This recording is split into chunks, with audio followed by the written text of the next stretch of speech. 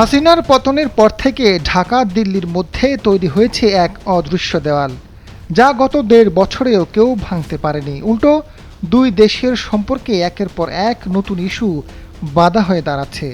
এবার সেই তালিকায় যুক্ত হয়েছে প্রধানমন্ত্রী তারেক রহমানের উপদেষ্টা ডাক্তার জাহিদুর রহমানকে দিল্লি বিমানবন্দরে আটকে দেওয়ার ঘটনা।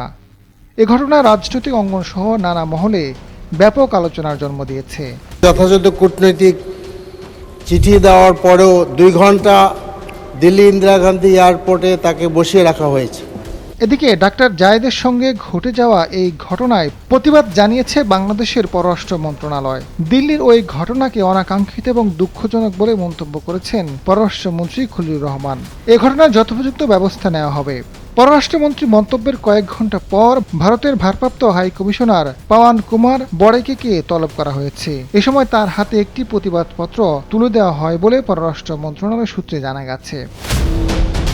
ডাক্তার জায়েদের সঙ্গে দিল্লি বিমানবন্দরের ওই ঘটনায় জাতীয় সংসদে পয়েন্ট অফ অর্ডার দাঁড়িয়ে সরকারের সমালোচনা করেছেন জামায়াতের সংসদ সদস্য মোহাম্মদ সাইফুল আলম খান মিলন। বিষয়টি অত্যন্ত গুরুত্বপূর্ণ এবং স্পর্শকাতর অভিহিত করে সংসদের দৃষ্টি আকর্ষণ করেন তিনি। এই ঘটনার পেছনে বাংলাদেশের কূটনৈতিক কোনো ব্যর্থতা কাজ করছে কিনা এবং সরকারের পক্ষ থেকে এ ব্যাপারে এখন পর্যন্ত কি পদক্ষেপ নেওয়া হয়েছে তা জানতে চান জামায়াতের এমপি।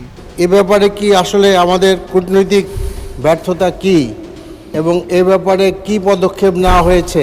হাসিনার পতন মানতে পারেনি ভারত, কারণ আওয়ামী লীগের সঙ্গে বিজেপির সম্পর্ক ছিল গলায় গলায়। হাসিনা ক্ষমতা হারিয়ে দিল্লিতে পালিয়ে যাওয়ার পর বাংলাদেশিদের জন্য ভারতীয় ভিসা বন্ধ করে দেওয়া হয়েছে।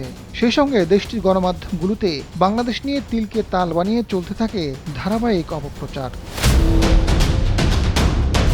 রাজনৈতিক বিশ্লেষকরা বলছেন, চলমান সীমান্ত উত্তেজনা এবং পুশ ইন নিয়ে টালমাটাল অবস্থার মধ্যেই ডাক্তার জায়েদের ইস্যুটি বড়সড় বিতর্কের জন্ম দিয়েছে। এই ঘটনা বাংলাদেশ ও ভারতের সম্পর্ক স্বাভাবিক করার ক্ষেত্রে নতুন অন্তরা হয়ে দাঁড়াবে বলেই মনে করছেন অনেকে। এখন ডাক্তার জায়েদের এই ঘটনার জল কতদূর গড়ায় সেটাই দেখার বিষয়। যদিও এই ঘটনায় দুই দেশের সম্পর্কে কোনো চাপ তৈরি করবে না বলে মনে করছেন ডাক্তার জায়েদ।